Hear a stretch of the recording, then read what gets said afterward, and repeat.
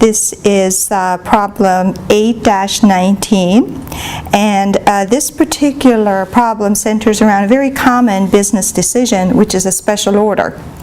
So when a company receives a special order, basically a customer is coming to them and saying, I want to make this order for a high quantity of your products, but because I'm giving you a large order, I'm expecting you to reduce your regular selling price to us in return for that order. So that's what that situation is all about.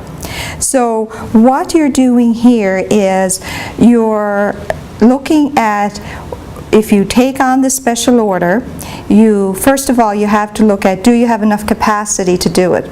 So if you don't have enough capacity, then you'd have to make the decision, would it be worthwhile to give up something that you're currently making? But in this case, you do have capacity to make the additional 20,000 pairs of sunglasses. So the next thing you're going to want to do is say, well, how much extra money am I going to earn by doing that? So what is the incremental revenue? What additional revenue will that generate? So here they're offering to pay you $76 for each pair of sunglasses, so that'll generate $1,520,000 in revenue. What is it going to cost you to make those? So here, as we discussed in the previous problem, what you're looking at here is what is your variable cost? So what is your out-of-pocket cost to make this product? And here we're looking only at your direct materials of $40, $12 for labor, and $8 for overhead. So it's $60. So that's where this number's coming from here. So it's costing you $60 to make the product.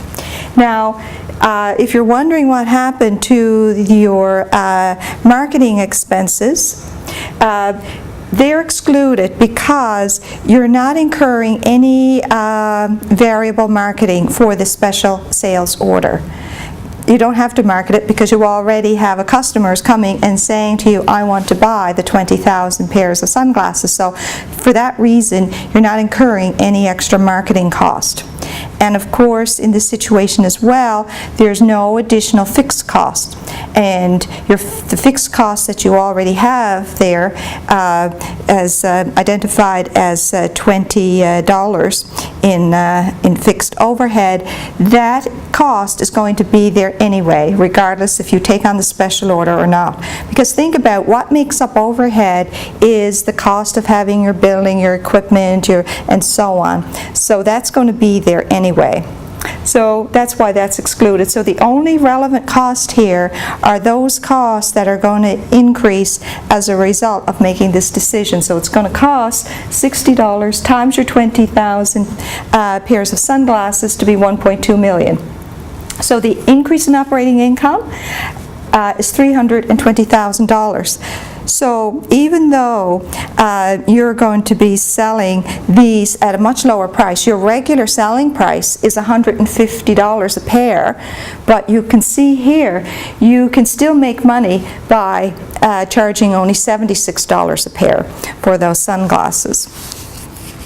So requirement 2 is asking us to, well, first of all, before we get into requirement 2, we should look at what other non-financial factors would you consider. So obviously you would make money from this, but there's always a potential downside to this type of decision. So you're almost cutting your price almost in half. You're going from selling them at $150 to $76. So if your regular customers find out about this special order, will they expect the price to be reduced? If so, you're going to be taking quite a hit in terms of your revenue. How will the competition react? Will they try to match the price as well? Will they cut the prices and start a price war? And at the moment, these sunglasses are sold as a high quality product.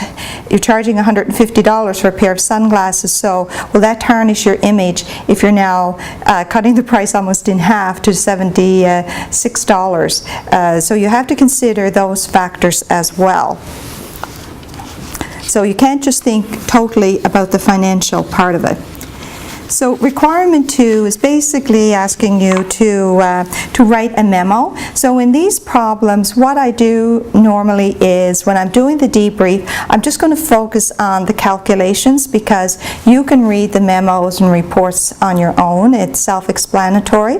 But it's important to know that as accountants, we have to write letters and memos. So often, all of the calculations that we're doing, they are really just supporting documents. They go into an appendix of a report. So at the end of the day, what you're doing, doing your calculations to come up with a recommendation as to whether or not a company in this case should decide to take on the special order.